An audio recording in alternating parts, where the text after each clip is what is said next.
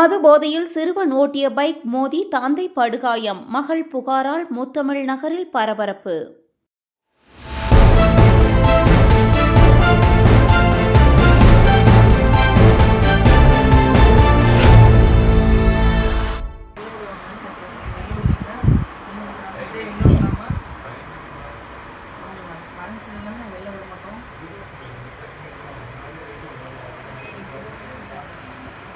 செங்கல்பட்டு மாவட்டம் பம்மல் முத்தமிழ் நகரில் மது போதையில் சிறுவன் ஓட்டியதாக கூறப்படும் இருசக்கர வாகனம் மோதி 54 வயது நபர் படுகாயமடைந்தார்.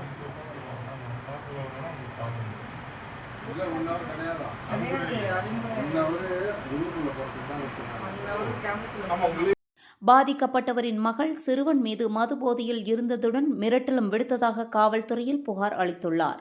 சம்பவம் குறித்து போலீசார் சிசிடிவி காட்சிகளின் அடிப்படையில் தீவிர விசாரணை மேற்கொண்டு வருகின்றனர். வேதா நியூஸ் டைம் செய்திகளுக்காக செய்தியாளர் ரமேஷ்.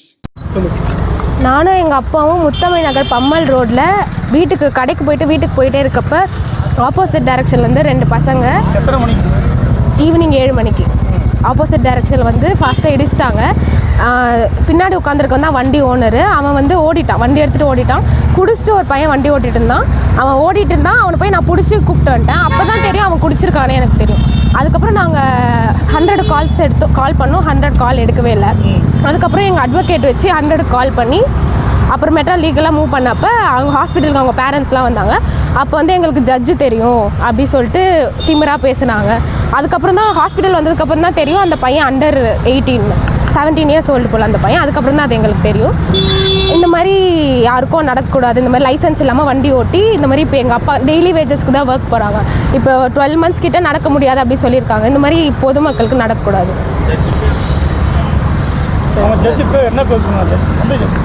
செந்தூர் பாண்டே, தூத்துக்குடி அப்படி சொல்லுவாங்க. Retired judge. அவங்க வந்தது இருசக்கர வாகனம் பைக்கில் வந்தாங்க. என்ன வண்டி வந்து NS 200ன்னு சொன்னாங்க. நான் பைக்கை பார்க்கறதுக்குள்ளே பின்னாடி உட்காந்துருக்க பையன் எடுத்துகிட்டு ஓடிட்டான். ஓட்டின பையன் அவனும் ஓட ட்ரை பண்ணான். நான் போய் அவனை பிடிச்சி கூப்பிட்டு வந்துட்டேன். அவன் கூப்பிட்டு வந்ததுக்கப்புறம் தான் எனக்கு ஸ்மெல் வந்துச்சு. அவன் குடிச்சிருக்கானே தெரியும். அப்போ தான் தெரியும். உங்கள் அப்பா அவர்? என்னோட அப்பா. இப்போ எப்படி இருக்காரு அவர்? ஹாஸ்பிட்டலில் தான் அட்மிட் பண்ணியிருக்காங்க. தலையில் ஸ்டிச்சஸ், கையில் ஸ்டிச்சஸ், காலில் ஃப்ராக்சரு, மேஜராக சர்ஜரி பண்ணணும்னு சொல்லியிருக்காங்க. என்ன சொன்னாங்க அவங்க?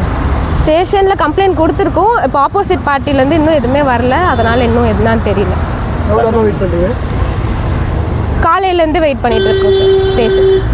அவங்க ஆப்போசிட் பார்ட்டி ஒன்றும் கூப்பிடல. அவங்க பேசினா நீங்கள் சொல்கிற டைமுக்கு நாங்கள் வரணுமா அப்படி இப்படின்னு எங்ககிட்டே பேசுகிறாங்க. அது போலீஸ் என்ன சொன்னாங்க? அதுக்கு போலீஸ் எதுவும் அதை பற்றி எதுவும் பேச. நீங்கள் காலையிலேருந்து வெயிட் பண்ணுறீங்க.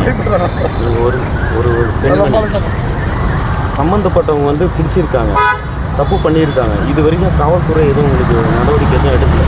இல்லை சார். இல்லை, நீங்கள் பிடிச்சோடனே போலீஸ் வந்தாங்களா?